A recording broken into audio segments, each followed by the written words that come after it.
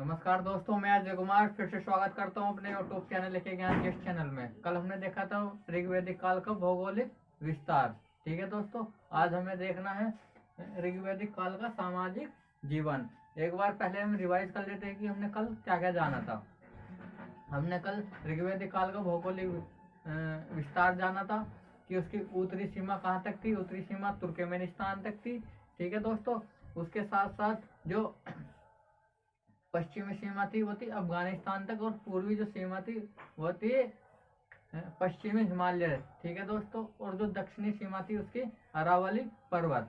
और भारत के किन किन राज्यों में ऋग्वैदिक काल का भौगोलिक विस्तार था। गुजरात, पंजाब, ठीक है दोस्तों, हरियाणा और जम्मू कश्मीर, दिल्ली, पश्चिमी उत्तर प्रदेश। ठीक है दोस्तों, और भारत के अलावा किन देशों में ऋग्वैदिक काल का विस्तार भौगोलिक विस्तार था। पाकिस्तान, अफगानिस्तान और तुर्कमेनिस्तान। ठीक है दोस्तों, आइए जानते हैं ऋग्वैदिक काल का सामाजिक जीवन। ऋग्वैदिक काल का सामाजिक जीवन। ठीक है दोस्तों, तत्कालीन समाज रक्त संबंध अथवा संगोत्रीयता पर आधारित था। संगोत्र यानी गोत्र पर आधारित था। समाज का स्वरूप मूलतः कबीलाई था। कबीलाई, नगरीय नहीं था, कबीलाई था। ठीक है दोस्तों, समाज की सबसे छोटी इकाई परिवार था। समाज की जो सबसे छोटी इकाई थी क्या था? परिवार। ठीक है दोस्तों, संयुक्त परिवार की प्रथा प्रचलित थी, यानी संयुक्त परिवार, दादा नानी चाचा चाची सब एक साथ। ठीक है दोस्तों, संयुक्त परिवार की प्रथा संयुक्त परिवार की प्रथा प्रचलित थी। ठीक है दोस्तों, दादा नानी नाती पोते आदि के लिए एक ही शब्द निरप्त। किस शब्द का? दादा नानी नाती पोते आदि के लिए एक ही शब्द निरप्त शब्द का प्रयोग किया जाता था, जब प्रयोग होता था। ठीक है दोस्तों, समाज में छुआछूत, दास प्रथा, जाति व्यवस्था का प्रचलन नहीं था। समाज में छुआछूत, दास प्रथा, जाति व्यवस्था का प्रचलन नहीं था। ठीक है दोस्तों, प्राय सभी आर्य लोगों की सामाजिक स्थिति समान थी, यानी बराबर थी। कोई ऊंचा नहीं था, कोई नीचा नहीं था, यानी सब समान था। ठीक है दोस्तों, ऋग्वैदिक काल में वर्ण व्यवस्था प्रचलित थी, यानी वर्ण कितने प्रकार के होते हैं या वर्ण कितने होते हैं? 4 वर्ण होते हैं, ब्राह्मण, क्षत्रिय, वैश्य, शूद्र। ये प्रचलन तो था। ठीक है दोस्तों, किंतु यह वर्ण व्यवस्था जन्म आधारित न होकर कर्म पर आधारित था। जन्म पर आधारित न होकर कर्म पर आधारित था, यानी कर्म पर आधारित था। यानी ब्राह्मण का कार्य शूद्र कर सकते थे, शूद्र का कार्य ब्राह्मण कर सकते थे, और क्षत्रिय कार्य ब्राह्मण कर सकते थे। ठीक है दोस्तों, इस प्रकार कार्य के आधार पर ही उनका वर्ण व्यवस्था आधारित थी। ठीक है दोस्तों, जन्म के आधार पर नहीं। प्रत्येक व्यक्ति को अपने कार्यों की प्रकृति को बदलने की स्वतंत्रता थी, यानी कोई भी व्यक्ति किसी भी प्रकार का कार्य कर सकता था। ठीक है दोस्तों, प्रत्येक व्यक्ति को अपने कार्यों की प्रकृति को बदलने की स्वतंत्रता थी। ऋग्वैदिक काल का समाज पितृसत्तात्मक पर आधारित था। पितृसत्तात्मक मतलब जो भी निर्णय लिए जाएंगे वो पुरुषों के द्वारा लिए जाएंगे। ठीक है दोस्तों, चाहे वो समाज के हो या परिवार के हो। ठीक है,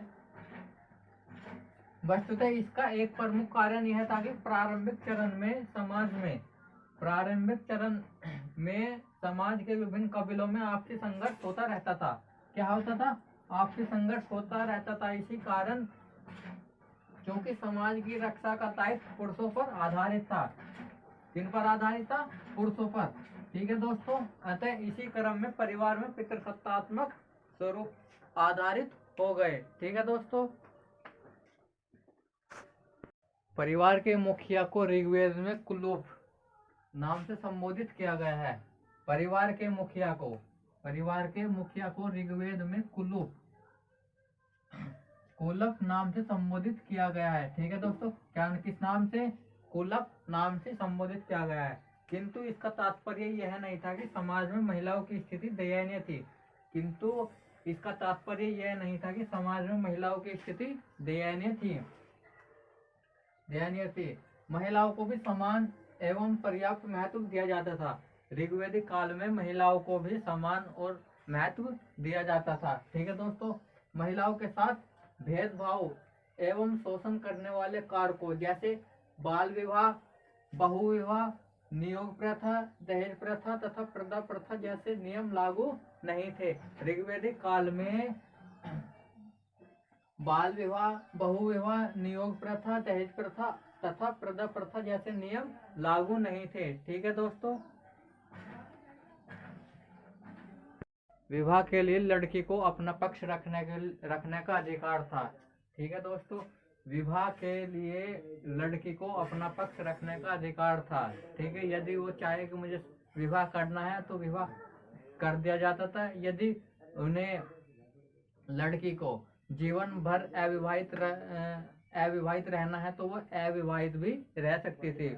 उसे विवाह के लिए कोई बाध्य नहीं कर सकता था। ठीक है दोस्तों, हालांकि उस समय लड़की की शादी के अवसर पर उपहार देने की परंपरा अवश्य प्रचलित थी।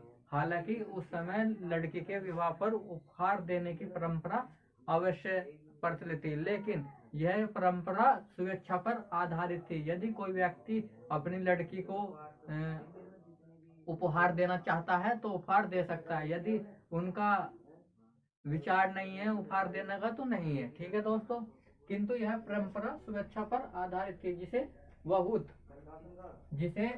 वहुत कहा गया है। ठीक है दोस्तों, पुत्र की तरह पुत्री को भी शिक्षा व यज्ञादि का अधिकार भी था। ठीक है दोस्तों, पुत्र की तरह यानी पुत्री को भी शिक्षा यज्ञादि का अधिकार भी था। ठीक है दोस्तों, ऋग्वेद में मैत्रेय, कात्यायनी तथा गार्गी जैसी महिलाओं का भी उल्लेख मिलता है। और गार्गी ने तो याज्ञवल्क्य को वाद विवाद में पराजित भी किया था। किसने किया था? गार्गी ने। किसको किया था? याज्ञवल्क्य को। ठीक है दोस्तों, जो पुरुषों के समान ही यज्ञ में भी भाग लेती थी। ठीक है, स्त्रियों को शिक्षा पर भी कोई प्रतिबंध नहीं था। स्त्रियों को शिक्षा पर भी कोई प्रतिबंध नहीं था। ऋग्वेद में लोपामुद्रा, सिक्ता, अपाला एवं विश्वारा जैसी शिक्षित महिलाओं का भी उल्लेख मिलता है। ऋग्वेद में लोपामुद्रा, सिक्ता, अपाला, विश्वारा जैसी शिक्षित महिलाओं का भी उल्लेख मिलता है। ठीक है दोस्तों, तत्कालीन समाज में विधवा विवाह का भी प्रचलन था। तत्कालीन समाज में विधवा विवाह का भी प्रचलन था। ठीक है दोस्तों, स्त्रियों को तलाक देने तथा पुनर्विवाह करने का भी अधिकार था। स्त्रियों को तलाक देने तथा पुनर्विवाह करने का भी अधिकार था। ऋग्वैदिक लोग विवाह को धार्मिक कार्य मानते थे। ऋग्वैदिक काल के जो लोग थे वे विवाह को धार्मिक कार्य मानते थे। ऋग्वेद में कई जगह अंतरजातीय विवाहों का भी उल्लेख मिलता है। ठीक है दोस्तों, ऋग्वेद में कई जगह अंतरजातीय विवाहों का भी उल्लेख मिलता है। अंतरजातीय विवाहों का भी उल्लेख मिलता है। यह अंतरजातीय विवाह दो प्रकार के होते हैं। ठीक है दोस्तों, अंतरजातीय विवाह कितने प्रकार के होते हैं? दो प्रकार के होते हैं। पहला जो वो है विवाह उच्च वर्ण के पुरुष का निम्न वर्ण की स्त्री से विवाह अनुलोप विवाह कहलाता है। यानी राजा का विवाह किसी गरीब स्त्री से, यह विवाह जो होता है अनुलोप विवाह कहलाता है। ठीक है दोस्तों, सेकंड जो है, जबकि निम्न वर्ण के पुरुष का उच्च वर्ण की स्त्री से विवाह प्रतिलोम विवाह कहलाता है। प्रतिलोम विवाह कहलाता है। अंतरजातीय विवाह दो प्रकार के होते हैं। एक विवाह उच्च वर्ण के पुरुष का निम्न वर्ण यानी राजा का विवाह किसी गरीब से, और राजा का विवाह गरीब स्त्री से विवाह हो जाने के कारण उसको अनुलोप विवाह कहलाता है।